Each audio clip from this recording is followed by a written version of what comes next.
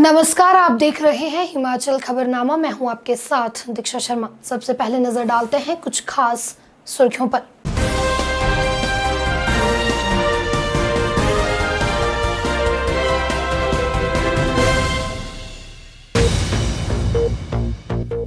हिमाचल विधानसभा का बजट सत्र हुआ समाप्त। गतिरोध के बीच चले सत्र में दिए गए 530 तारांकित और 218 अतारांकित प्रश्नों के उत्तर। विपक्ष बोला, सदन से बाहर भी उठाएंगे जनता के मुद्दे।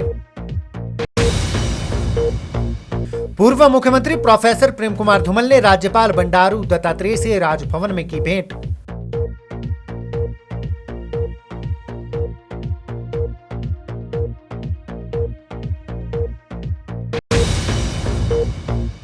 कुल्लू में हुए सड़क हादसे में पति पत्नी समेत 4 की मौत।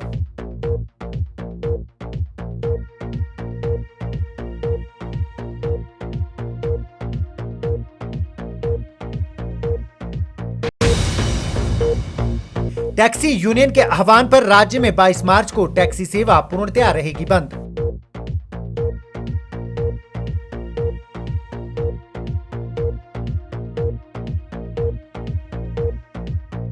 सुर्खियों के बाद अब खबरें विस्तार से। हिमाचल विधानसभा का बजट सत्र समाप्त हो गया है। इस सत्र में कुल 16 बैठकें हुई। 26 फरवरी से 20 मार्च तक आयोजित इस बजट सत्र में 55 घंटे 32 मिनट तक कार्यवाही चली।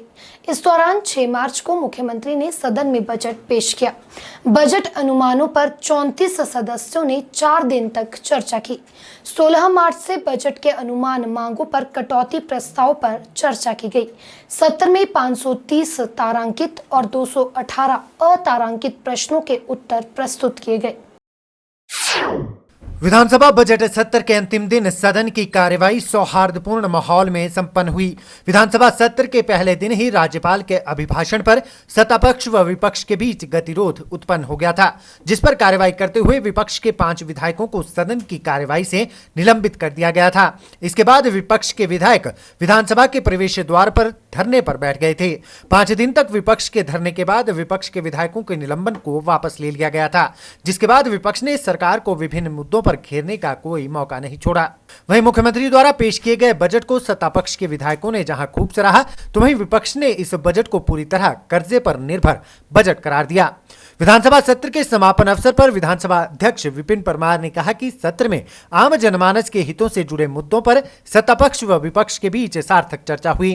उन्होंने कहा कि कोरोना महामारी के चलते सदन में सुरक्षा के पुख्ता इंतजाम किए गए थे। इस बजट सत्र के दौरान कुल 16 बैठकें आयोजित की गई तथा 5 मार्च व 19 मार्च 2021 का दिन गैर सरकारी कार्य दिवस के रूप में निर्धारित किया गया था। इस सम्माननीय सदन की कार्रवाई 55 घंटे और 32 मिनट तक चली। हिमाचल प्रदेश सरकार के बहुमूल्य सहयोग तथा अन्य सभी के प्रयासों से ये संभव हो पाया है। हिमाचल प्रदेश विधानसभा अपनी गरिमा, मर्यादा, उच्च परंपराओं के लिए शुरू से ही पूरे भारतवर्ष में जाना जाता है। ये देश की सर्वप्रथम विधानसभा है। सत्र के दौरान कोरोना महामारी के संक्रमण से सभी को सुरक्षित रखने हेतु एहतियात के तौर पर कई महत्वपूर्ण कदम उठाए गए। माननीय सदस्यों के लिए सदन में सामाजिक दूरी अपनाने हेतु उनके आसन को 6 फुट ऊंची पॉलीकार्बोनेट सीट से पृथक किया गया। उन्हें सर्जिकल फेस मास्क तथा सैनिटाइज़र भी उपलब्ध करवाए गए। इसके अतिरिक्त पत्रकार दीर्घा में बैठने वाले संवाददाताओं के लिए सर्जिकल फेस मास्क, सैनिटाइज़र उपलब्ध करवाए गए तथा उनको जारी होने वाले पास में भी कटौती की गई, ताकि वे सभी एक निश्चित दूरी पर बैठें और कोरोना से वो सुरक्षित रहें। विधानसभा सचिवालय भवन परिसर, सदन मुख्य द्वारों तथा दीर्घाओं को एक दिन में 2 बार सत्र आरंभ होने से पहले और शाम के समय सैनिटाइज किया जाता था। मुख्य द्वारों पर हाथों को सैनिटाइज करने हेतु सैनिटाइज़र से लैस पैडल द्वारा चालित मशीनों को रखा गया। इसके अतिरिक्त किसी भी आपातकालीन स्थिति से निपटने के लिए स्वास्थ्य विभाग द्वारा विधानसभा परिसर में एम्बुलेंस तथा टेस्टिंग मशीन की व्यवस्था की गई थी। जांच के लिए डॉक्टर और पैरामेडिकल स्टाफ की आइसोलेशन वार्ड भी तैनात किए गए थे। तो कुल मिलाकर के मैं यही कहना चाहता हूं कि इस सत्र के दौरान प्रथम दिन जहां माननीय सदस्यों को श्री सुजान सिंह पठानिया, उसके उपरांत हमारे सांसद रामस्वरूप जी जिनका देहावसान हुआ, उनको श्रद्धांजलि यहाँ पर दी गई। सत्र में जनहित के महत्वपूर्ण विषयों पर चर्चा हुई। इस सत्र में 530 तारांकित 218 अतारांकित प्रश्नों की सूचनाओं पर सरकार द्वारा उत्तर उपलब्ध करवाए गए। सत्र में 2 दिन गैर सरकारी सदस्य दिवस निर्धारित थे। इसके अतिरिक्त 5 सरकारी विधेयक भी सभा में पुरस्थापित किए गए हैं। सभा की समितियों ने भी 76 प्रतिवेदन सभा में उपस्थापित किए हैं। इसके अतिरिक्त मंत्रियों द्वारा अपने अपने विभागों संबंधी दस्तावेज भी सभा पटल में प्रस्तुत किए गए हैं। सत्र के दौरान मेरा भरसक प्रयास रहा है सत्र की कार्रवाई अच्छे ढंग से अच्छे माहौल में चले। इसके लिए मैं माननीय मुख्यमंत्री जी का, नेता प्रतिपक्ष जी का, संसदीय कार्य मंत्री जी का, पूरे सदन में माननीय विधायकों का बहुत बहुत धन्यवाद प्रकट करना चाहता हूं। वहीं मुख्यमंत्री जयराम ठाकुर ने कहा कि सत्र की शुरुआत गर्माहट के साथ हुई, लेकिन समाप्ति सौहार्दपूर्ण माहौल में हुई है। सत्र में सार्थक चर्चा हुई है। इस सरकार का ये चौथा बजट था। कोविड के बावजूद अच्छा बजट पेश किया गया। ऐसा दौर कभी किसी पूर्व मुख्यमंत्री के समय नहीं आया। बावजूद इसके अच्छा बजट पेश किया गया। मुख्यमंत्री ने कहा कि सुजान सिंह पठानिया व रामस्वरूप शर्मा के रूप में प्रदेश को क्षति हुई है। उन्होंने कहा कि आगामी 4 नगर निगमों व 2 उपचुनाव में भाजपा जीतेगी। उन्होंने कहा कि कोरोना के कारण पर्यटन सीजन प्रभावित न हो, इसकी कोशिश की जाएगी। अगर परिस्थितियां बिगड़ती है तभी लॉकडाउन जैसे बड़े निर्णय लिए जा सकते हैं। विधानसभा का सत्र भले ही थोड़ा गर्मी के साथ शुरू हुआ, लेकिन समापन इसका बहुत ही सौहार्दपूर्ण माहौल में हुआ है। हिमाचल प्रदेश विधानसभा की ये खासियत रही है कि एक तो विधानसभा सत्र की सीटिंग्स, चाहे वो बजट सत्र हो, चाहे मानसून सत्र हो, चाहे हमारा शीतकालीन सत्र हो, कुल मिलाकर के जो 35 सीटिंग होती है उसको पूरा करने की हर बार कोशिश होती है। उसके करीब पहुंचते हैं या उसको पूरा करते हैं। अब की बार भी हमारी कोशिश है। अब की बार हमने 17 सीटिंग्स जो है इस बजट सत्र में पूरी की हैं। थोड़ा हट करके जिस चीज़ का मैंने जिक्र भी किया कि बीच में जो ब्रेक होती थी 1 हफ्ते की, अब की बार इस सत्र में नहीं थी, लेकिन फिर भी उसके बावजूद जो है समय का उपयोग करते हमने जो बिजनेस का ट्रांजैक्शन ज़्यादा से ज़्यादा हो सके उस दृष्टि से प्रयत्न किया है। मैं समझता हूँ कि सार्थक चर्चा हुई है, चाहे वो गवर्नर एड्रेस पर हुई है, चाहे वो कट मोशंस पर हुई है, चाहे वो बजट पर हुई है। और हिमाचल प्रदेश सरकार की ओर से हमारा ये चौथा बजट था और ये चौथा बजट हमने जो प्रस्तुत किया कोविड के संकट के बाद इस तरह की परिस्थितियों का किया जो परिस्थिति आज से पहले किसी भी मुख्यमंत्री के कालखंड में कार्यकाल में नहीं आई, जो हमने अब की बार इस पूरे 1 साल के पिछले दौरान देखी है। लेकिन उसके बावजूद भी हमने प्रयत्न इस दिशा में किया कि हिमाचल प्रदेश में विकास को हम अवरुद्ध ना होने दें, विकास ना रुके, उस बात को सुनिश्चित करने के लिए डेवलपमेंट पर भी फोकस किया। और उसके साथ साथ में हमने जो सोशल सेक्टर है उसके लिए भी हमने जहां मदद की, जिस सेक्शन को ज़्यादा ज़रूरत है उनके लिए भी विभिन्न योजनाओं की शुरुआत के साथ उनको मदद करने की कोशिश की है। कुल मिलाकर के मैं कह सकता हूं कि बहुत बेहतरीन ये सत्र रहा। और सिर्फ इस बात का दुख है कि इस सत्र के दौरान 2 हमारे बहुत करीबी साथी, एक हमारे विधानसभा के सदस्य सुजान सिंह पठानिया जी पूर्व में मंत्री रहे, वो हमारे बीच में नहीं रहे। मैं बहुत दुख है इस बात का। लंबे समय तक वो विधानसभा के सदस्य के नाते सेवा देते रहे। और उसी प्रकार से मंडी लोकसभा क्षेत्र के हमारे सांसद जो दूसरी बार बहुत बड़े अंतर से लगभग 4,05,000 वोट से जीत करके सांसद बने थे, वो हमारे बीच में नहीं रहे। ये हमको इस बात का दुख है कि बहुत बड़ी क्षति इस बीच में हुई है। बाकी सारी चीज़ों को लेकर के अब हम डेवलपमेंट के इश्यूज़ को लेकर के चलेंगे आगे। हिमाचल प्रदेश का विकास हो, गति के साथ विकास हो, ये हमारी प्राथमिकता रहेगी। वहीं विपक्ष के नेता मुकेश अग्निहोत्री ने कहा कि बजट राशि का प्रयोग कर्मचारियों व पेंशन धारकों के लिए खर्च करें। शुरुआत में कांग्रेस के 5 सदस्यों को बाहर किया गया था। विधानसभा विधायकों का क्षेत्र है, हमारा गतिरोध सरकार से है, संवैधानिक व्यवस्था से नहीं। विपक्ष कर्जे के कानून को पास करने के खिलाफ था, लेकिन सत्तारूढ़ दल ने संख्या बल के आधार पर इसे पास कर दिया।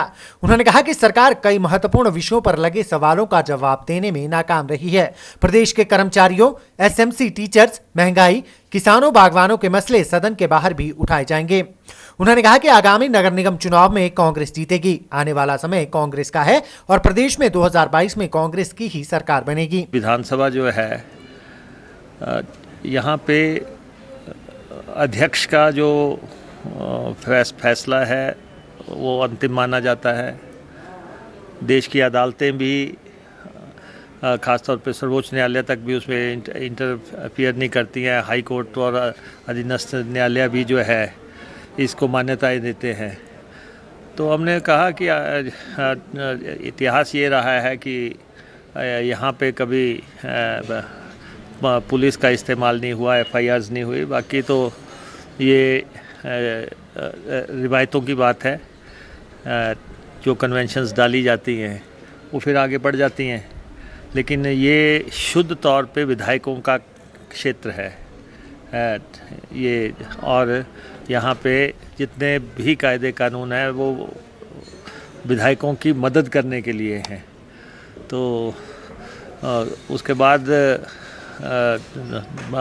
बजट हुआ, बजट पे चर्चाएं हुई। कुछ चीज़ें जो है सत्तारूढ़ दल ने संख्या बल के अपने फ़ायदा उठा के पास कर ली, क्योंकि उनके पास संख्या है। जैसे कि हम पक्षधर नहीं थे कि आप कर्जे लें, कर्जे के कानून को जो है 3% से 5% करें, लेकिन उनके पास आंकड़ा था तो उन्होंने उसे पारित कर दिया। हम उसके पार्टी नहीं हैं। और ऐसे ही जो दूसरे कई ऐसे कानून थे जिनको हमने अपोज़ किया। लेकिन कुल मिला के क्योंकि ये सत्र संक्षिप्त हो गया और इसमें अवकाश भी नहीं था। मुख्यमंत्री जयराम ठाकुर ने राज्य में कोविड-19 महामारी की स्थिति को लेकर वीडियो कॉन्फ्रेंसिंग के माध्यम से उपायुक्तों, पुलिस अधीक्षकों और मुख्य चिकित्सा अधिकारियों के साथ चर्चा की। उन्होंने कुछ जिलों में कोविड के मामलों में अचानक वृद्धि होने पर चिंता व्यक्त करते हुए तत्काल प्रभाव से प्रभावी कदम उठाने के निर्देश दिए। मुख्यमंत्री ने कहा कि राज्य में टीकाकरण में तेजी लाई जाए, क्योंकि केंद्र सरकार ने प्रदेश के लिए कोविड-19 की 1,80,000 और खुराकें स्वीकृत की हैं, जो आगामी 2 दिनों में पहुंच जाएगी। उन्होंने यह सुनिश्चित बनाने के भी निर्देश दिए कि लोग फेस मास्क और हैंड सैनिटाइजर का नियमित रूप से प्रयोग करें। कोविड को पहली प्रायोरिटी के साथ हमको फिर मैनेज करने के लिए काम में लगना पड़ेगा। डिटेल सारी आपके पास जो ऑर्डर्स की आएंगी वो उस प्रकार से आप लोगों ने करनी है।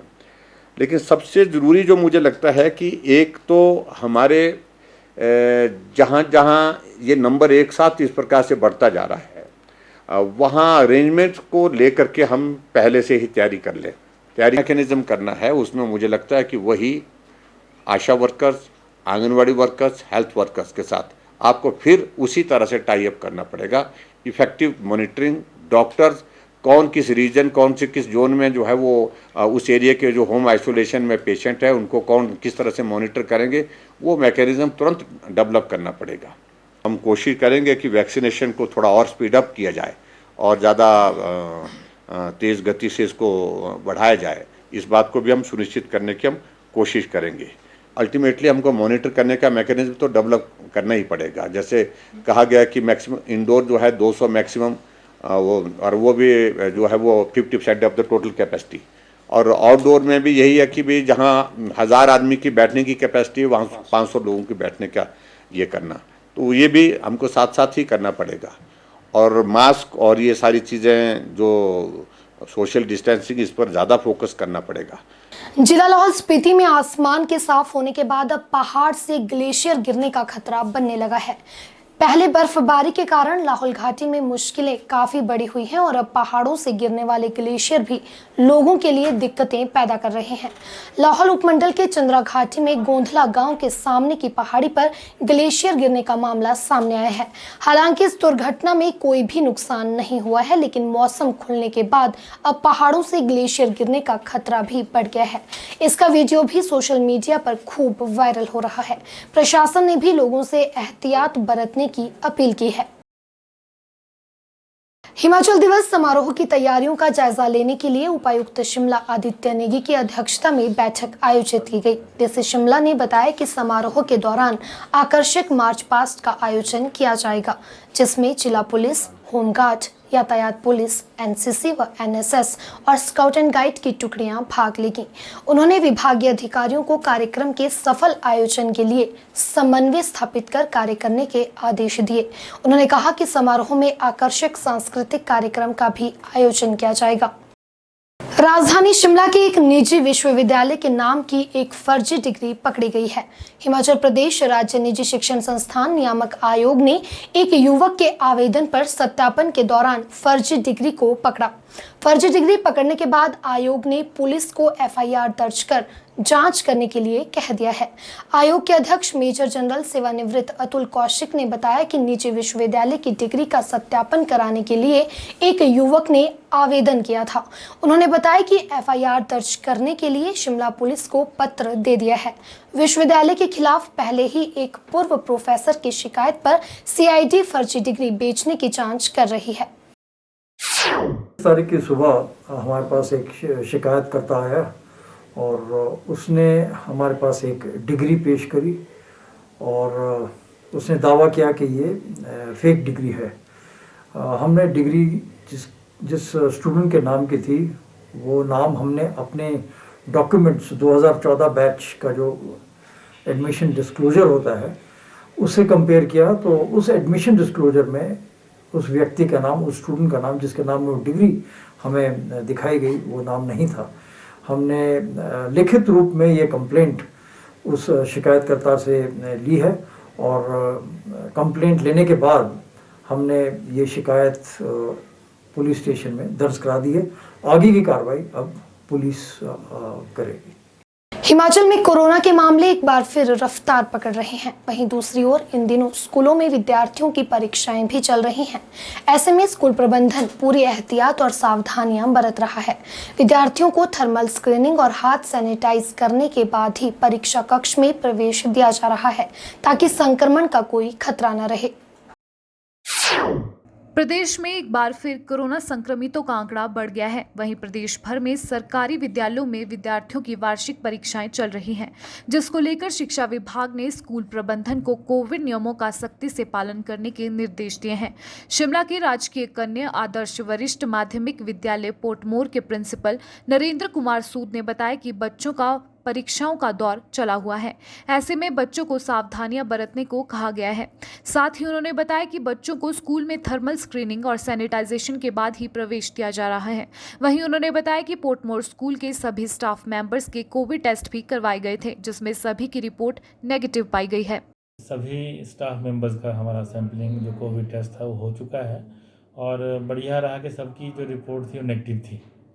जहाँ तक बच्चों के सैंपलिंग की बात है, अभी तक इस तरह का कोई भी दिशा निर्देश विभाग की तरफ से नहीं आया है, लेकिन एहतियातन जैसा आजकल हमारी परीक्षाएं चल रही हैं और अभी तक माहौल ठीक है। हर रोज़ बच्चे हमारी परीक्षाएं देने आ रहे हैं और उसके लिए हमने बाहर जो हमारे गेट कीपर हैं उनसे हमने आग्रह किया है। आते ही सबसे पहले सैनिटाइज किया जाता है, थर्मल स्कैनिंग होती है और उसके बाद ही बच्चों को जो है अंदर आने दिया जाता है। लेकिन अभी तक ऐसा कोई भी मामला हमारे पास नहीं आया जिसमें लगे कि बच्चों को कोई फ्लू हो रखा है या कोई ऐसा टेम्परेचर है या बुखार है। इस तरह का कोई भी अभी तक हमारे पास केस आया नहीं है और शायद हम चाहते हैं कि परीक्षाएं हमारी जो हैं अच्छी तरह से हो जाएं, क्योंकि माहौल जैसा सुनने में भी आ रहा है और हर रोज़ अखबारों में भी आ रहा है कि कोरोना के केसेस बढ़ रहे हैं। लेकिन फ़िलहाल अभी तक इस विद्यालय के अंदर ऐसा कोई भी केस ना तो बढ़ा है, ना ही कोई हमारा बच्चा पॉजिटिव है और ना ही कोई हमारा स्टाफ का भी एम्प्लॉय जो है वो पॉजिटिव पाया गया है। जहाँ तक परीक्षाओं की बात है, परीक्षाएं बड़े अच्छी तरह से जिस तरह का निर्णय और विभाग के आदेश थे कि हम सोशल डिस्टेंसिंग को मेंटेन करें और बच्चे जो है बार बार अपने हाथ धोते रहें, अपने आप को सैनिटाइज करवाते रहें। तो पूरा जो है वो हमने अपने तरफ से प्रयास किया है, प्रशासन ने और स्कूल प्रबंधन ने, कि सब चीज़ों की व्यवस्था कर दी गई है। और बच्चे भी जो है केयरिंग है यहाँ के, और बच्चे भी ध्यान दे रहे हैं, और पूरा समय जो है वो हमारे अध्यापक भी लगे रहते हैं बच्चों को जागरूक करने के लिए कि इस महामारी से कैसे बचना है। वहीं शिक्षा मंत्री गोविंद सिंह ठाकुर ने बताया कि शिक्षा विभाग की तरफ से सभी स्कूलों को सख्ती से कोविड नियमों का पालन करने और सभी सावधानियां बरतने के निर्देश दिए गए हैं।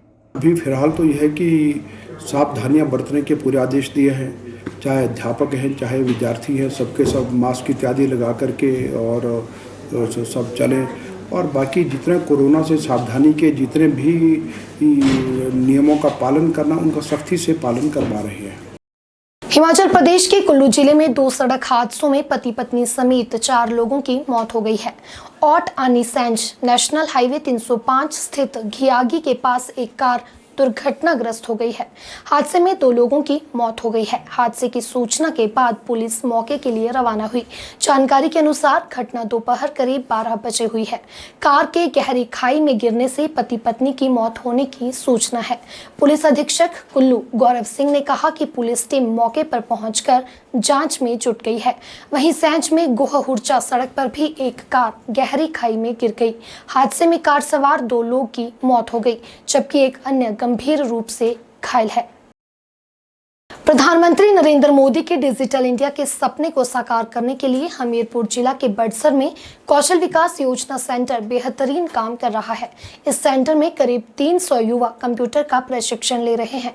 कौशल विकास योजना सेंटर के प्रबंधक वीरेंद्र ने बताया कि अब तक 250 युवाओं को कंप्यूटर कोर्स के सर्टिफिकेट भी बांटे जा चुके हैं और बाकी की कक्षाएं चल रही हैं। वहीं डिजिटल प्रमाण पत्र मिलने पर युवाओं ने भी प्रधानमंत्री नरेंद्र मोदी का आभार जताया है। प्रधानमंत्री डिजिटल साक्षरता मिशन के तहत कौशल विकास योजना सेंटर में करीब 300 युवा कंप्यूटर का प्रशिक्षण ले रहे हैं। कौशल विकास सेंटर के प्रबंधक वीरेंद्र ने बताया कि प्रधानमंत्री डिजिटल साक्षरता मिशन के तहत युवाओं को प्रशिक्षण दिया जा रहा है और सरकार की विभिन्न योजनाओं की जानकारी कंप्यूटर के माध्यम से दी जा रही है, जिनका भविष्य में युवाओं को लाभ मिलेगा। उन्होंने बताया कि डिजिटल लेन देन के साथ युवाओं को ग्रामीण स्तर पर मिलने वाली योजनाओं के लाभ की जानकारी भी दी गई है।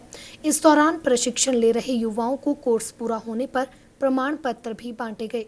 CSC एकेडमी के माध्यम से ये सेवाएं दी जा रही ग्रामीण के क्षेत्र में। प्रधानमंत्री नरेंद्र मोदी जी द्वारा संचालित प्रोजेक्ट ग्रामीण डिजिटल लिटरेसी मिशन PMG दिशा करके ये प्रोजेक्ट है। इसके थ्रू जो है सेवाएं दी जा रही, जिसमें हमने जानकारी गाँव के हर क्षेत्र में दी, अपने लोकल एरिया के बीच में दी, जिसमें डिजिटल ट्रांजैक्शन सरकार की सुविधाओं के बारे में जो अवगत कराया गया। वहीं डिजिटल साक्षरता मिशन के तहत प्रमाण पत्र मिलने पर युवाओं ने खुशी जाहिर की और कहा कि डिजिटल साक्षरता मिशन के तहत उन्हें बहुत महत्वपूर्ण जानकारियां मिली हैं और इनका प्रयोग कर वे घर से कई योजनाओं का लाभ उठा सकते हैं। उन्होंने मिशन के तहत युवाओं को जागरूक करने के लिए प्रधानमंत्री नरेंद्र मोदी का आभार व्यक्त किया। इसके दौरान हमें डिजी लॉकर के बारे में बताया गया, जिसमें कि हमें ये बताया गया कि हम कैसे इसका यूज़ कर सकते हैं और इसके अंतर्गत हमें बाकी ट्रांजैक्शन और प्रधानमंत्री के द्वारा जो भी हमें सुविधाएं दी जाती हैं उसके बारे में बताया गया। और इसके चलते हम घर में रह के ट्रांजैक्शन और कोई भी जानकारी लेनी हो, जैसे कि गवर्नमेंट साइट से, तो हम उसके बारे में ले सकते हैं और इसके माध्यम से हमें बहुत सारी जानकारी प्राप्त हुई। पहले हमारे पास ये रहता था कि जैसे हम बैंक में जाते तो वहाँ लाइन में खड़ा होना पड़ता था, और इस जो हमारे PMG दिशा वाली योजना प्रधानमंत्री जी ने स्टार्ट की है, उसके दौरान हमने ये सीखा कि हम घर बैठे डिजिटल का यूज़ कर सकते हैं और हमें लाइन में खड़ा होना नहीं पड़ेगा। जैसे बैंक में खड़ा होना पड़ता था, हमें बैंक में लाइन में लगने की ज़रूरत नहीं पड़ेगी। और हमें इसमें बहुत सारी ऐसी सुविधाएं मिली जिनमें हम ग्रामीण या अपने गांव में बैठकर इसका यूज़ कर सकते हैं। प्रदेश सरकार की नई टैक्सी पॉलिसी 2021 को 1 अप्रैल से लागू किए जाने के विरोध में टैक्सी ऑपरेटरों ने आगामी 22 मार्च को प्रदेश व्यापी हड़ताल करने का ऐलान किया है। देवभूमि टैक्सी ऑपरेटर हिमाचल प्रदेश के अध्यक्ष अजय ठाकुर ने बताया कि पिछले 1 वर्ष से टैक्सी ऑपरेटरों का व्यवसाय बुरी तरह से प्रभावित हुआ है और अभी तक पटरी पर नहीं लौट पाया है। उन्होंने बताया कि वे अपनी विभिन्न मांगों को लेकर कई बार मुख्यमंत्री और परिवहन मंत्री को अवगत करवा चुके हैं, लेकिन उनकी सुध लेने वाला कोई नहीं है। ऐसे में उन्होंने 22 मार्च को प्रदेश व्यापी हड़ताल करने का ऐलान करते हुए कहा कि 22 मार्च को प्रदेश भर में टैक्सी सेवा बंद रहेगी। हमारी 22 तारीख को एक देश व्यापी हड़ताल होने जा रही है। हमारा पूरा हिमाचल उसमें हड़ताल पे है और जो हमारी डिमांड्स है, ऐसे तो हमारी डिमांड्स आपको पता है कि कोरोना काल पूरे 1 साल हो चुका है कि हम अभी तक काम पूरा नहीं चल पा रहा। हमारा 9 महीने हमारी गाड़ी पूरी खड़ी रही है और जो आर्थिक पैकेज सेंट्रल गवर्नमेंट ने दिया था उसका हमें कोई लाभ नहीं हुआ। उसके अलावा एक एनपी परमिट जो सेंट्रल गवर्नमेंट लगाने जा रही है, जिसमें क्या नाम 15,000 से लेकर 25,000, 75,000, 1 लाख, 3 लाख तक का उसमें क्या नाम हमारा एनपी परमिट में फीस लगेगी। उसके बारे में हम 22 तारीख को एक रोष प्रदर्शन करने जा रहे हैं और उसमें हमारा रोड शो भी होगा, जो हमारा गवर्नमेंट कॉलेज से शुरू होगा और बाया ओल्ड बस स्टैंड होते हुए आरटीओ ऑफिस तक वहाँ तो हमारा धरना प्रदर्शन होगा। तो मेरा जो हमारे प्रदेश की हमारे क्या नाम जनता है, मैं उनको भी बताना चाहूँगा कि आप परेशान ना हो उस दिन, क्योंकि हमारी टैक्सी उस दिन बंद रहेगी और इमरजेंसी जो हमारी टैक्सी है वो चालू रहेगी। प्रदेश कांग्रेस प्रवक्ता प्रेम कौशल ने बिजली बोर्ड में जूनियर टीममेट और हेल्पर के पदों पर गत कई वर्षों से आउटसोर्सिंग के माध्यम से सेवाएं दे रहे कर्मचारियों को नौकरी से हटाने के सरकार एवं बोर्ड के फैसले का विरोध करते हुए कहा कि आउटसोर्स कर्मचारियों के प्रति सरकार का रवैया यूज एंड थ्रो वाला है। एक बयान जारी कर कांग्रेस प्रवक्ता ने सरकार पर आरोप लगाते हुए कहा कि सरकार इस श्रेणी के कर्मचारियों के साथ सौतेला व्यवहार कर रही है। आउटसोर्सिंग के माध्यम से बिजली, स्वास्थ्य व जल शक्ति विभागों में काम कर रहे वाटर गार्ड्स ने कोविड महामारी के दौरान सराहनीय कार्य किया है, जिसके लिए इन्हें पुरस्कृत किया जाना चाहिए, लेकिन प्रदेश सरकार इन्हें दंडित करने का कार्य कर रही है। उन्होंने सरकार से संवेदनशीलता का परिचय देते हुए तमाम आउटसोर्स कर्मचारियों के लिए एक समान नीति बनाकर इन्हें स्थायी करने की मांग की है। बिजली बोर्ड में टीममेट और हेल्पर के पदों के ऊपर पिछले लंबे समय से आउटसोर्सिंग के माध्यम से काम कर रहे कर्मचारियों को निकालने का बोर्ड का निर्णय दुर्भाग्यपूर्ण है, अन्यायपूर्ण है और असंवेदनशील है। बिजली बोर्ड और स्वास्थ्य विभाग में तथा जल शक्ति विभाग में कार्यरत वाटर गार्ड इत्यादि ने कोविड महामारी के दौरान समाज के लिए और जनता के लिए सराहनीय कार्य किया है और इसके लिए इस श्रेणी के कर्मचारियों को पुरस्कृत करने की बजाय सरकार दंडित करने का काम कर रही है। एक तरफ जल शक्ति मंत्री अपने विभाग के कर्मचारियों को विभाग में मर्ज करके नियमित करने की बात कर रहे हैं, परंतु दूसरी तरफ बिजली बोर्ड में 5-6 वर्षों से काम कर रहे ऐसे कर्मचारियों को नौकरी से निकाला जा रहा है।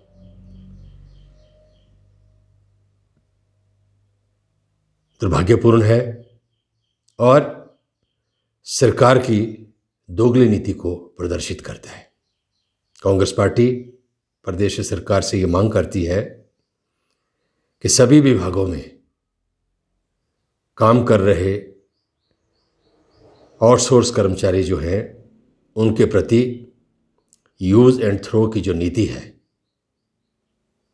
उसको ना अपनाते हुए ऐसे कर्मचारियों के लिए एक समान नीति बनाकर इन कर्मचारियों को स्थायी करने का निर्णय सरकार ले। सालाना टैक्स बढ़ाने के विरोध में हमीरपुर टैक्सी यूनियन ने उपायुक्त हमीरपुर देव श्वेता बनिक के माध्यम से सरकार को ज्ञापन सौंपा। इस अवसर पर टैक्सी यूनियन के पदाधिकारियों ने सरकार द्वारा सालाना टैक्स बढ़ाने के फैसले का कड़ा विरोध जताया है और 22 मार्च को देशव्यापी हड़ताल में शामिल होने का फैसला लिया। टैक्सी यूनियन के पदाधिकारियों ने कहा कि 22 मार्च को टैक्सी सेवा पूर्णतः बंद रखी जाएगी। टैक्सी यूनियन का कहना है कि सरकार द्वारा 10 गुना टैक्स बढ़ा दिया गया है, जिससे उन्हें कई परेशानियों से जूझना पड़ रहा है। उन्होंने कहा कि अगर सरकार हमारी मांग नहीं मानती है तो आंदोलन को और तेज किया जाएगा। सरकार हमारा वन टाइम टैक्स कर रही है, जैसे छोटी गाड़ियों को 25,000 हो रहा है, तो 5 सीटर से लेकर 9 सीटर तक, और उससे आगे 9 सीटर से जो 23 तक है उसका 50,000 और 75,000 हो रहा है, और अगर उससे आगे तो उस पर 1.5 लाख और 2 लाख हो रहा है। उसके बारे में, और जो पेट्रोल और डीजल की कीमतें बढ़ी हैं उसके बारे में, और जो निजी वाहन प्राइवेट गाड़ियाँ हैं टैक्स के रूप में चल रही हैं उनके बारे में। तो सरकार से हम चाहते हैं कि जो टैक्स जो इतना बढ़ रहा है उसको कम किया जाए, और जो निजी गाड़ियाँ टैक्सी के रूप में चल रही हैं उनके ऊपर नकेल कसी जाए। उसके बाद देखते हैं प्रदेश भर में 22 को हम चक्का जाम कर रहे हैं टैक्सी का, जो कमर्शियल व्हीकल जितने भी हैं उनको हम रोकेंगे, और जो प्राइवेट गाड़ियाँ चल रही हैं उनको भी रोकेंगे। टैक्सी के रूप में काम कर रहे हैं, और उसके बाद एक्शन लेते हैं सरकार तो ठीक है ना। उसके बाद पूरे प्रदेश में चक्का जाम होगा, आंदोलन करेंगे। पुरानी पेंशन स्कीम की बहाली की मांग को लेकर धरना प्रदर्शन कर रहे न्यू पेंशन स्कीम कर्मचारी महासंघ के सदस्यों ने प्रदर्शन के अंतिम दिन भी सरकार के खिलाफ खूब हमला बोला व भविष्य में भी अपना आंदोलन जारी रखने की बात कही। शिमला स्थित उपायुक्त कार्यालय के बाहर नारेबाजी करते हुए एनपीएस कर्मचारियों ने कहा कि वे कई बार प्रदेश सरकार से पुरानी पेंशन बहाली की मांग को लेकर गुहार लगा चुके हैं, लेकिन सरकार की तरफ से कोई भी सकारात्मक जवाब नहीं मिला है।